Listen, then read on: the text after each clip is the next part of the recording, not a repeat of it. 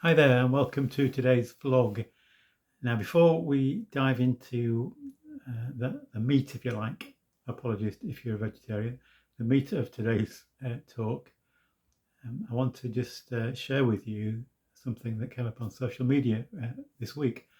It's from Pete Greig. Pete Greig was the founder of the 24/7 prayer movement, which is really exciting. Many countries around the world involved in 24/7 prayer. I'm sure those prayers really make a difference.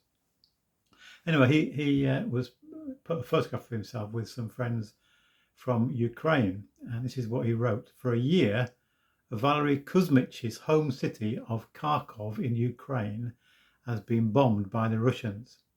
4,500 buildings have been destroyed, countless lives lost.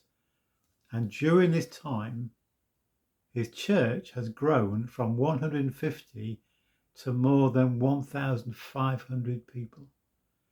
And he adds, there's always a story behind a story. Isn't that remarkable? His church in the bombed city of Kharkov has grown tenfold in that time, in a time of great devastation and suffering of the people. And yet God is at work even in that dire situation. We must never lose hope. Anyway, what I wanted to mention really is to say that Sue and I recently spent a week in the lovely county of Shropshire.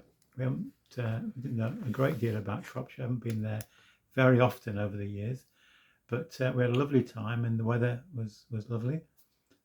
Generally, it was cold at times, but the sun shone. And we were able to meet up with a friend of ours, Katie, who we haven't seen for many, many years. She was a member of one of the churches where I was minister in Sheffield many years ago. Great to spend some time with her and catch up on her family news. Anyway, one of the days we travelled on the train from where we were staying to the city. Is it a city or a town? Shrewsbury, anyway. Went to Shrewsbury. We had a lovely day there. And we wanted to find the church of St. Chad's because we'd heard that there in the graveyard there is a gravestone with the inscription Ebenezer Scrooge. And of course, Ebenezer Scrooge is a fictional figure, but we wanted to have a look at his gravestone. And Sue had a map, one of these fold out maps. So there we were staring at the map and we could see where St. Chad's was. But the problem was we didn't know where we were on the map. So it's all right knowing where your destination is on the map. But if you don't know where you are, the map doesn't help you very much. And as I was thinking about that, it just occurred to me that the Christian gospel's a bit like that. On the journey, we need to begin really with understanding where we are. And that's significant, isn't it? That Jesus began his public ministry with the call to repentance. In other words, recognize where you are, that you are sinners in need of grace and forgiveness, and repentance is the call to turn around and begin a new journey with Jesus. So the Christian message begins with the call to repentance, to recognize where you are, that we are all infected by this thing called sin, and we need to recognize that, confess it before God, seek his forgiveness, which comes through Jesus Christ.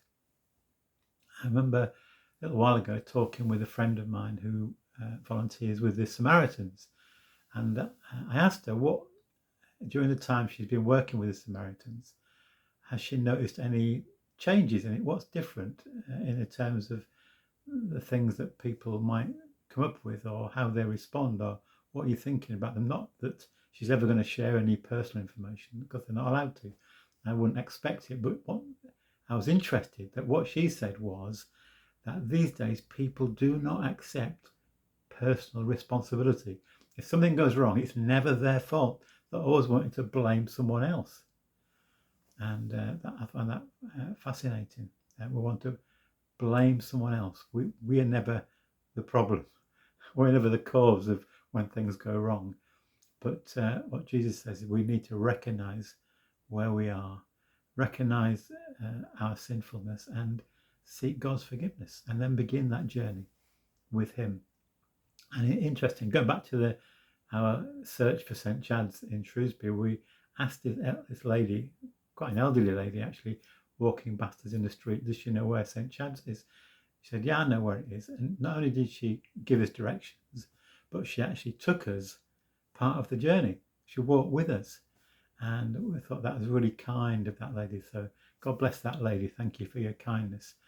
And of course, Jesus, when He calls us, He not only walks part of the journey, but He promises to walk the whole journey with us. And that's a wonderful thing, that whatever we face, even in the dreadful situation like the people of Ukraine, when we call out to Him, He's there and He walks with us through whatever we face in life.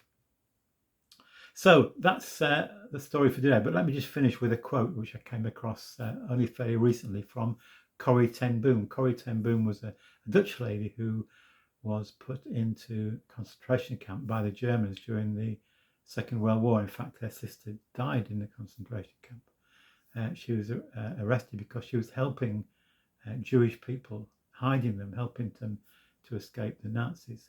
Anyway, she said this: if you look at the world, you'll be distressed. If you look within, you'll be depressed. But if you look at Christ, you'll be at rest. And I'll leave you with that. So God bless you. Thank you so much for listening today.